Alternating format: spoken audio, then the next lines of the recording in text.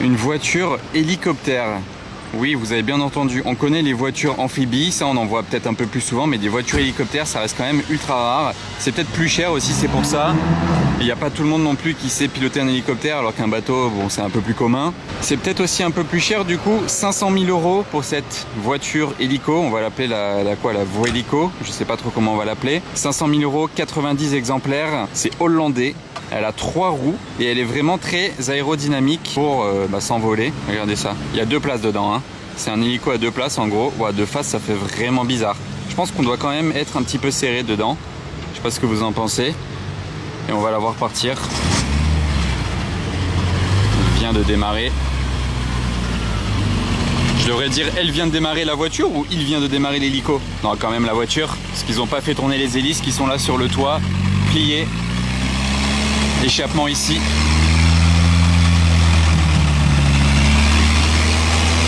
Oui, il y a bien une plaque d'immatriculation. C'est autant homologué. Oula, ce qu'il nous fait. C'est autant homologué pour rouler sur la route que pour voler dans les airs. Il y a les 2 types d'homologation. Tout est en ordre. Petit intérieur là, du coup, c'est moitié voiture, moitié avion. Comme vous voyez à l'intérieur.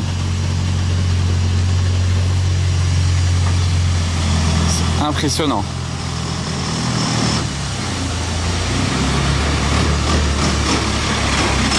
Bah alors ça, c'est pas tous les jours qu'on peut le voir, hein, je pense. Les gens ils sont choqués là.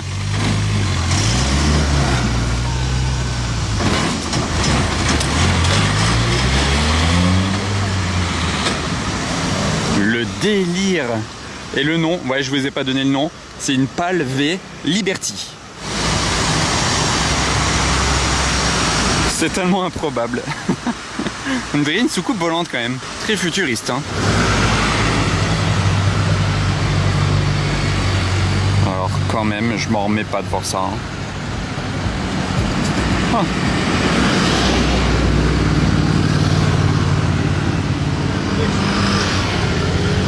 En fait, ce qui est pratique avec cette voiture, c'est là, si vous voulez partir à Saint-Tropez, de Monaco, il y a toujours énormément de bouchons alors que c'est pas si loin.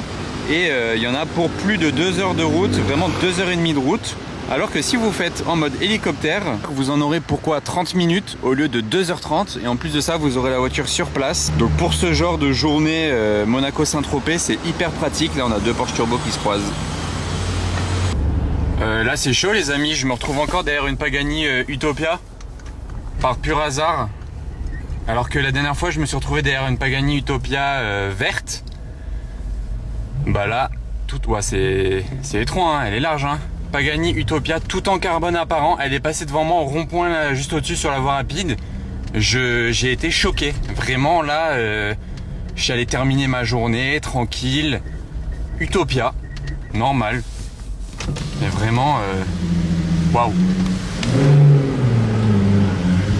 Tout en carbone celle-ci, apparent. Il y en a 99 dans le monde. C'est une Utopia coupée. Donc c'est la 3e de Monaco. J'ai vu la bleue carbone, j'ai vu la verte. Et là, la carbone tout court. Une œuvre d'art de plus en principauté, immatriculée ici. Beau timing parce que vraiment, comme je vous dis, j'allais arrêter ma journée là. Donc, je suis très agréablement surpris.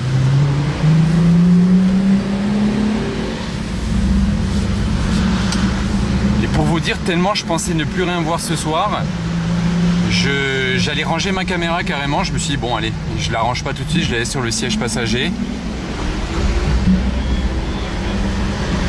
Il a fait, wow.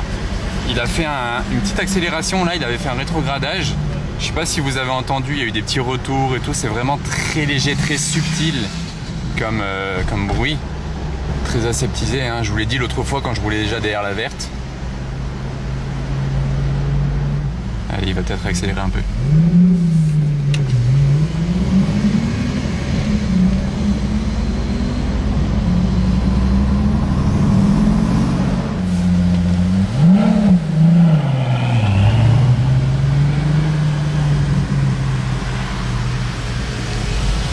Ok, il va faire une pause ici. Bah moi je vais essayer d'attendre un peu plus loin. Alors là les amis, on termine tellement bien la journée, je suis refait. C'est un beau coup de chance, tout en carbone, voilà, là on voit bien. Tout à l'heure vous voyez peut-être pas bien. Les jantes comme ceci, avec du carbone aussi. Tri rouge, c'est dingue. Bah, je vais attendre qu'il reparte du coup. Il va pas rester garé comme ça des heures. L'arrière, je le kiffe vraiment sur la Utopia. Je trouve que c'est vraiment Zonda moderne, on peut dire, même Wayra moderne à la limite. Alors que l'avant, je suis moins fan, mais bon. Le moteur V12 AMG situé ici, sous cette vitre. Vous voyez, l'avant, je trouve qu'il va moins bien vieillir que l'arrière. Je suis pas fan des phares. Les rétroviseurs, ils sont ouf, par exemple. Je sais pas si je peux zoomer sur la plaque là-bas. Ouais, il y a un numéro ici. Voilà, 19. Ça, c'est vraiment les surprises de Monaco. Voilà, un pur hasard. Vous croisez une Utopia, elle s'arrête là comme ça, elle se gare un peu à l'arrache. Et vous êtes tranquille, il n'y a personne, je suis le seul à faire des photos. Vraiment, c'est la Utopia et moi. Pour vous, d'ailleurs, accessoirement.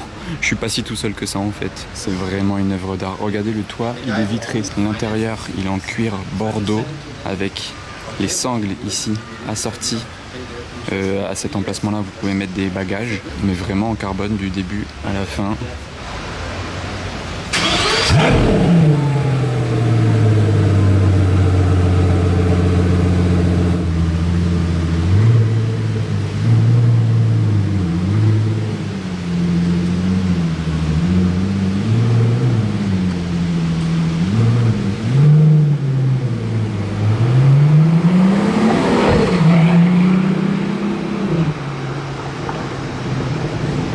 Bye bye.